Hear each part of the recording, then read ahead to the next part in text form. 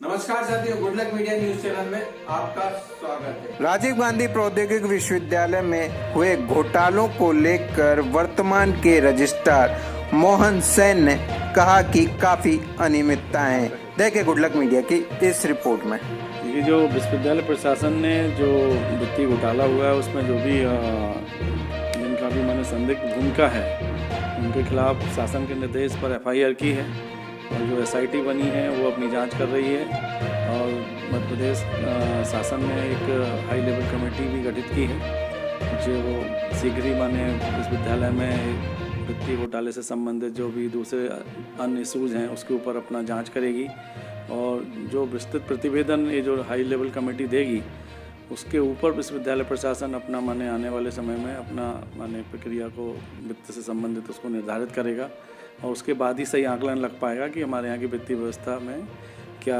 माने चेंजेस हुए हैं और क्या माने लॉस हुए हैं और क्या माने हमें माने कदम उठाने जिससे कि आने वाले समय में इस टाइप की घटनाओं की दोबारा पुनरावृत्ति ना हो। सर, SIT के द्वारा पिछले 5 वर्षों की जांच की जा रही है जो अभिलेख हैं, ऐसा क्यों नहीं किया जा सकता कि पुराने और जो भी घोटाले जब से विश्वविद्यालय बना है तब से क्यों नहीं जांच की जा रही है?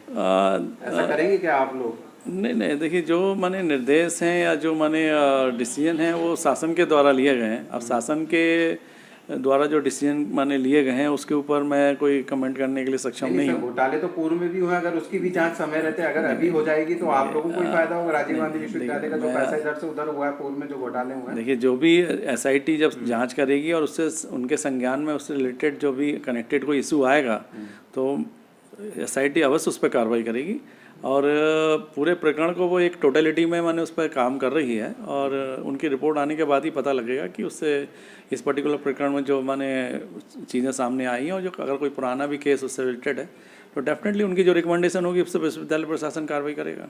सर, विभाग के अंदर भी काफ़ी अनियमितताएं चल रही हैं। कुछ लोग जो हैं पूर्व में भी इधर उधर से जो आए थे प्रतिनियुक्ति पे आए थे वो भी जमे, उनको भी कोर्ट ने ऑर्डर किए हैं कि इनको यहाँ से हटा दिया जाए, परंतु उनको भी क्या उस पर भी आप लोग कार्रवाई करेंगे? नहीं, बिल्कुल कार्रवाई कर रहे हैं। जो भी शासन के निर्देश हैं वित्त विभाग को वित्त शाखा को लेके उसमें सभी को लगभग जितने भी उन्होंने माने सभी का बोला है तो सभी को को नोटिस जारी किए जा रहे हैं और उसके जो भी उत्तर आएंगे उसके बेसिस पर उन पर माने कार्रवाई की जाएगी।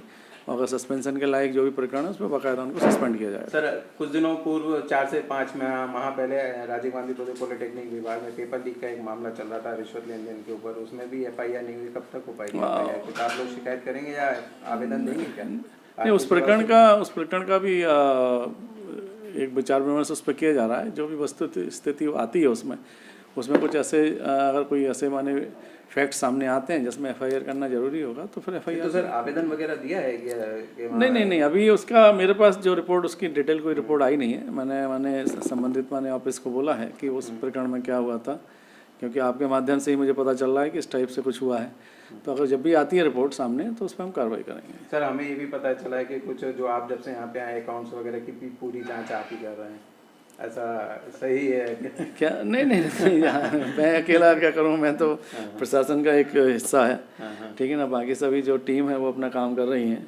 लेकिन ये है जो पहले भी मैंने अपने स्टेटमेंट में राइटिंग में जो दिया हुआ है वो अभी भी वही बरकरार है कि अकाउंट सेक्शन में कोई डॉक्यूमेंटेशन प्रॉपर नहीं है और डॉक्यूमेंटेशन ना होने की वजह से तमाम तरह की वहाँ पर कठिनाइयों का सामना करना पड़ रहा है। और डॉक्यूमेंटेशन होता है तो उस पर क्या होता है कि जो कंसर्न ऑफिसर होता है उसके साइन आइन होते हैं तो उससे पता चल जाता है कि किस दिशा में कितना माने ट्रांजैक्शन हुआ है और कब हुआ, कैसे हुआ है।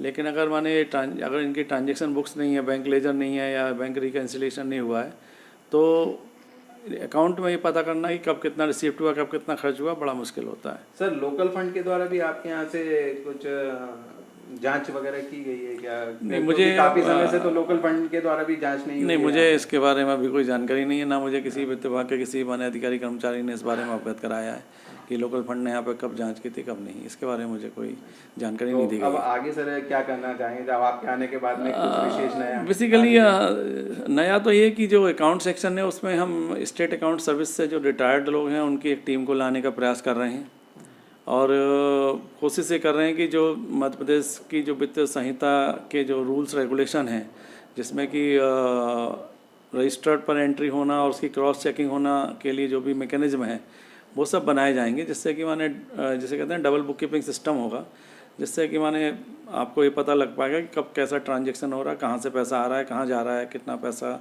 वो आप एक माने पेज पलटने से आप देख पाएंगे कि यहाँ पे पैसा आया और यहाँ पे पैसा गया। सो ये पूरे रजिस्टर में चूँकि मेंटेन करने की कोशिश करेंगे जो अगला जो वित्तीय वर्ष आ रहा है, जिसके लिए कि अभी ये माने प्रावधान हम लोग करने जा रहे हैं जो 1 अप्रैल 2024 से शुरू होगा, उसमें पूरा डबल बुक कीपिंग सिस्टम रहेगा और पूरा रिकॉर्ड माने रजिस्टर पे मेंटेन किया जाएगा। इवन सैलरी रजिस्टर बनाने के भी हमने माने आदेश दे दिए हैं, वो भी तैयार हो रहे हैं। तो सैलरी रजिस्टर भी रहेगा, साथ में सैलरी लेजर भी रहेगा, उसमें माने एक बार में कितने माने जैसे माने जो बिल है उसका पूरा अमाउंट वगैरह पूरा मेंशन रहेगा, इंडिविजुअल अमाउंट बंदे का भी डिटेल उसमें रहेगा। तो जो भी चीज़ें हैं वो बेसिकली ऑन पेपर आपको देखने में मिलेंगी। We are not going to rely only on the computer note sheet, क्योंकि उसमें क्या होता है कि नोट शीट का प्रॉपर चूँकि कंपाइलेशन नहीं है। जब राजीव गांधी बना था उसके बाद में भी पीवी शर्मा जी थे, वीसी थे उस समय, उसके बाद में जब धीरे धीरे अकाउंट की जो ये सब प्रॉब्लम आई तो उसमें भी एक अभी हमको जो पता चला कि 160 करोड़ का भी घोटाला किसी जैन साहब के द्वारा किया, कुछ आपके संज्ञान में है क्या? नहीं, मेरे संज्ञान में तो अभी जितना आया है वो इतना ज़्यादा है कि उसी को हम माने कंपाइल करने में और उसको माने फॉलोअप करने में पूरा समय निकल जाता है। कुछ ना कुछ अब नया हो जाएगा आपके आने के बाद में विश्वविद्यालय? नहीं, नया तो ये कि देखिए जो भी मैंने कहा ना जो 1 अप्रैल 2024 से जो नया वित्तीय सत्र होगा ना, उसमें हम हर चीज़ का डॉक्यूमेंटेशन कराने के बाद ही माने कोई अकाउंट से संबंधित आपकी माने एक्टिविटी को प्रोसेस करेंगे। जब तक उसका डॉक्यूमेंटेशन नहीं हो जाएगा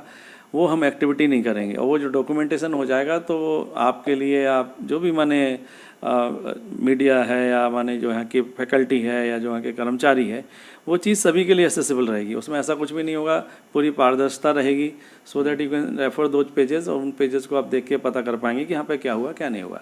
ऐसा कुछ भी नहीं किया जाएगा जो कि सिर्फ हायर लेवल की टीम को पता हो, नीचे की लेवल की टीम को पता ना हो। इवन जो भी बजट है या दूसरी जो चीज़ें हैं माने जैसे यूनिवर्सिटी के पास कितना माने कहाँ पर कितना एफडी क्या है, वो भी हम एक वेबसाइट पर शेयर करने जाएंगे, and that will put in the public domain so that everybody can see it कि यूनिवर्सिटी के पास आज की डेट में कितना पैसा है कितना नहीं। अभी पता चला कि सर अभी और भी एफडीज कहाँ पे? देखिए जब तक एसआईटी की जांच चल रही है और हाई लेवल कमेटी जब तक माने अपना कार्य करके अपना अंतिम प्रतिवेदन नहीं देती है, तब तक मैं इस बारे में कुछ भी कहने में सक्षम नहीं हूँ। तो ये थे हमारे साथ में रजिस्ट्रार वर्तमान के मोहन सेन सर, जिनके द्वारा बताया गया कि जांच चल रही है और राजीव गांधी प्रौद्योगिकी विश्वविद्यालय में कुछ नया हो सकता है।